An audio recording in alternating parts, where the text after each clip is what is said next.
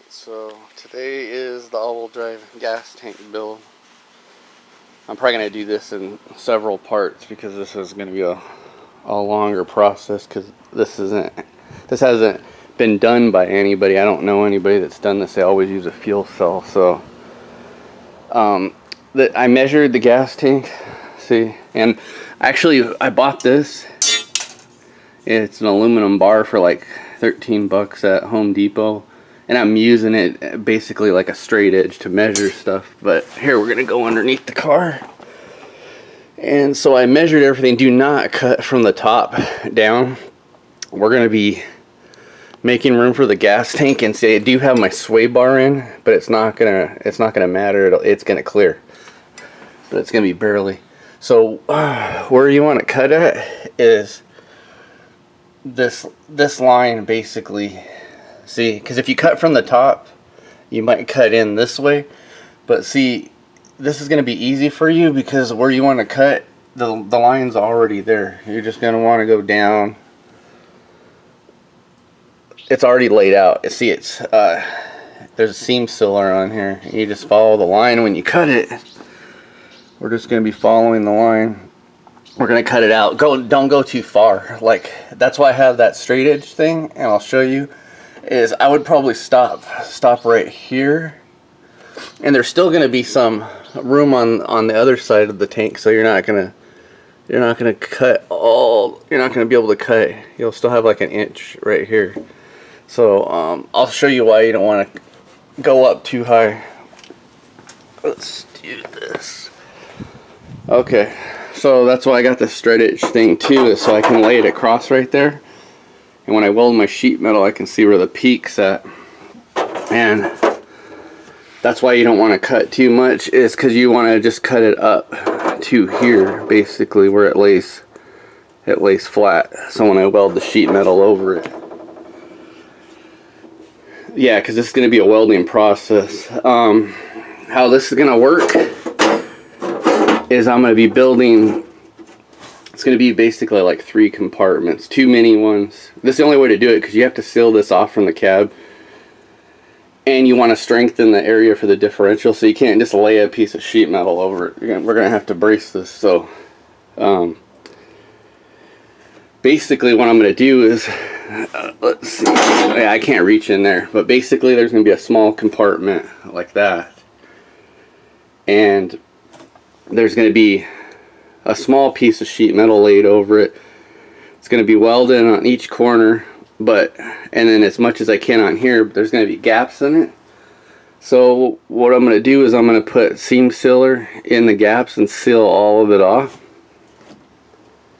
Then we're going to have a brace going across, like straight this way, like this, going across a brace. Then I'm going to cut a rectangular area out of it, so that, because the fuel lines are going to come through right here next to this brace. I'm going to get grommets and put the 3/8 fuel line. I'm probably going to use steel this time instead of the braided line. And once this is welded over, seam sealed on the end, this is going to have a flat area with a hole cut out on it, so you can access the bolt holes right here. So those will be accessible, and then that will have a top over it, so that'll be sealed off from the cab. You want it, because this is going to be open on the bottom, we're going to have to seal it off, so I'm going to do it in 2 sections. So that's going to be sealed off. The gas tank's going to come up over here, but it's not going to be higher than this. Like, that's going to be the limit. And then I'm either going to use the RSX access port, or I'm going to go back to the wrecking yard and get the CRZ access port. Probably going to get the CRZ access port because it's bigger. It doesn't actually need to be bigger, but it's bigger. I don't know if I want to drive over there. It's going to go either way, but I'm using an access port on it. So this is going to be all sealed off. Gas tank's going to be here. And then how this area is right here, it's going to be sealed off. I'm going to do the same thing right here, make a little small one and seal this off. And then when the gas tank's just sitting across here, then I'm gonna have a cover to weld over the top of it. So it's just gonna be a rectangular cover like this, because I don't build cars with my hands right away. I build them in my head first and think about how I'm gonna design something custom before I actually do it. So I sit there and think about it for a few hours, decide how I'm gonna build it, and then I do it. But you have to come up with a game plan. Like, planning is everything. Yeah, so one small compartment here, one small compartment there. All the holes are going to be welded, so it's going to seal it off from the cab. Even this right here is going to get a vapor barrier, which is just a piece of plastic, and it's going to be siliconed right here and then painted over black so you can't see all the gutting back here. Yeah, and this is going to be sealed off from the cab. Access port's going to be over the top, so you're going to be able to access it just like OEM. Everything's going to function just like OEM. Down here, all these lines are going to be hooked up from the RSX gas tank, except these are all going to have to be turned. And so instead of them facing this direction, they're going to be facing this direction. Yeah, I think. Yeah, so instead of me cutting each individual one off right here, no, I can't. That's not going to work like that. See, I was going to cut it here, and then turn it, but it's not going to work. So, all right, I'm going to start cutting. Okay, so I got the floor cut out, and you might be wondering like why it looks so sloppy, and the reason is that every time I make a cut, I always cut it short. See, I didn't go to the max. So what you want to do is cut it out, but leave an inch to an inch and a half left of cutting. That way you can make more of a precision cut rather than trying to do it right from the rip. See, now I have room to work, and I can cut it up to here now, and I can get inside there and make better cuts. It's too awkward before. See, that will just cut out freehand. Some of it, you know, by the seams, I was able to follow it.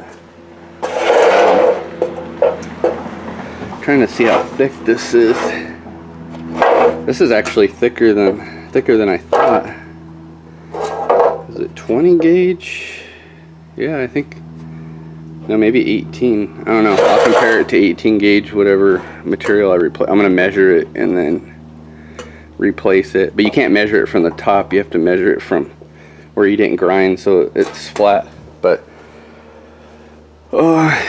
yeah, so now since I measured the tank and it's 16 inches wide at its widest point,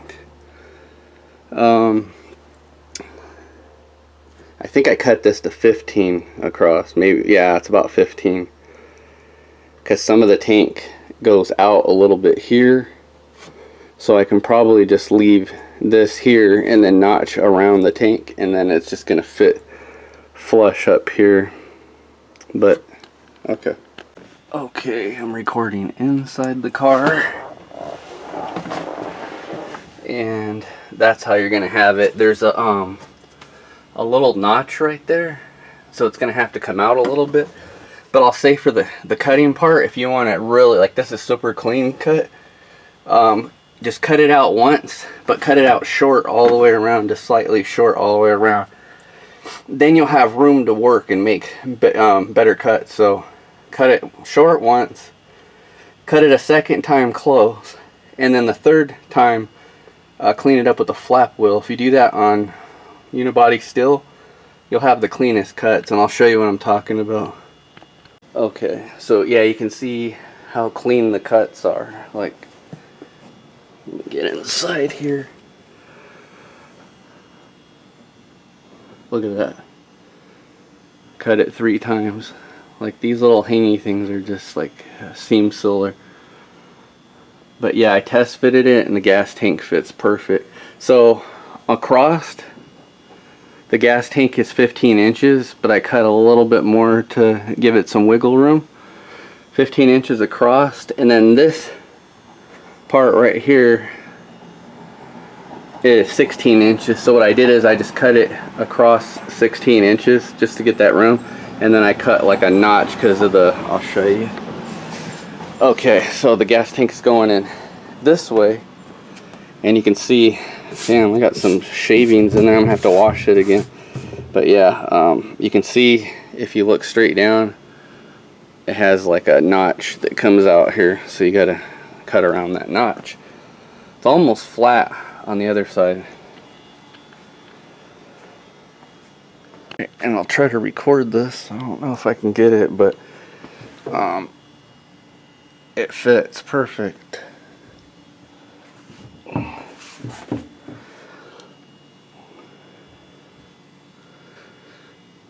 Yep, it's gonna go up there just like that, and I'm gonna brace it because having a gas tank in the back's not the best idea if you get rear-ended.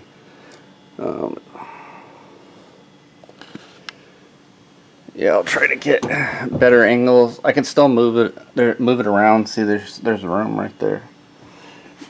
Yeah, you can see I had it over